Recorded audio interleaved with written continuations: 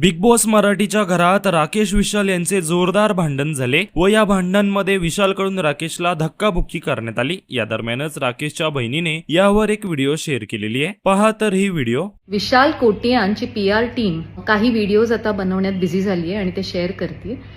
दोन गोष्टी मला त्यांना सांगायच्या आहेत। पहिली गोष्ट, पर्सनल लाईफ बद्दल स्वतः बोलणं, शेअर करणं हे प्रत्येक कॉन्टेस्टंटनी कुठल्या ना कुठल्या पॉइंटवरती केलेलं आहे। दुसऱ्या कोणाच्या तरी पर्सनल लाईफ मधल्या काही इन्सिडेन्सेस वरती डिसरिस्पेक्टफुली बोलणं, ह्या दोन गोष्टींमध्ये ना खूप मोठा फरक आहे। आणि हे बिग बॉसचा बेसिक टर्म्स आहेत की तुम्ही फक्त गेम पुरता बोला, गेम पुरता बोला। तुम्ही नाही आवडत ते कोणी कंटेस्टंट वोट आउट करा, काय जे असेल ते, पण त्या गेम पुरता, गेमच्या बाहेरच्या कुठल्याही व्यक्तींची नावं, स्वतःबद्दल तुम्ही बोलू शकता पण इतरांबद्दल तुम्ही बोलणं अलाउड नाहीये आणि हे ॲब्सोल्युटली व्हायलेशन आहे। ते बोलून सुद्धा नंतर व्हायलन्स तुम्ही प्रोवोक करणं, अंगावर धावून जाणं, हे तर परत रूलमध्ये बसत नाहीये। सगळं ऑन कॅमेरा आहे, जे ऑन कॅमेरा आहे त्याच्यावरती या एका इश्यूवरती आम्ही बोललेलो आहोत आणि तेवढंच बोललोय कारण राकेश इथे नाहीये to defend the people in his life.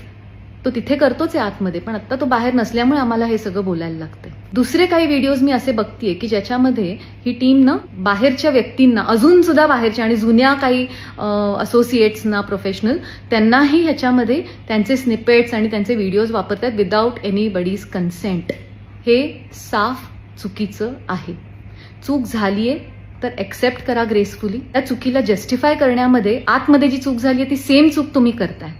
मला एकच सांगायचंय की हाच कंटेंट आम्ही पण बनवू शकतो आणि तो क्लिपिंग्स इतक्या वाईट असू शकतात जे आम्ही पण रिलीज करू शकतो, पण मला नाही वाटत मला ते करायचंय। राकेशला पण ते आवडणार नाही। त्याच्या मागचं कारण आहे की त्याच्यामध्ये इतर स्त्रिया पण इन्व्हॉल्ड आहेत आणि त्यांच्याबरोबरचा कंटेंट त्यांच्या कन्सेंटच्या शिवाय आम्ही शेअर करू शकत नाही। आम्ही आमच्या व्हॅल्यूजमुळे गप्प आहोत आणि आम्ही फक्त आणि फक्त त्या मुद्द्यावर बोलतोय। मला एवढंच सांगणं आहे आणि खूप डिरेक्ट सांगणं आहे, इथून पुढे आम्ही या मुद्द्यावरती बोलणार नाही आहोत। ह्या घाणेरड्या गोष्टी काउंटर करण्यामध्ये इंटरेस्ट नाहीये, जे तिथे घडलंय त्याच्यावरती आम्ही बोललेलो आहोत।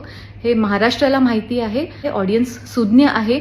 माझं परत एकदा रितेश देशमुख आणि बिग बॉस शोला I have to bring this to your notice that this is not acceptable, this is not done. आणि जे त्याच्या पलीकडे बाहेर चाललेलं आहे ते तर अजिबातच एक्सेप्टेड नाहीये। ट्रोलिंग करा, काहीही करा, आय डोंट केअर, पण जे चुकीचं आहे ते चुकीचंच आहे आणि ते चुकीचंच राहणार आहे, हे लक्षात राहू दे।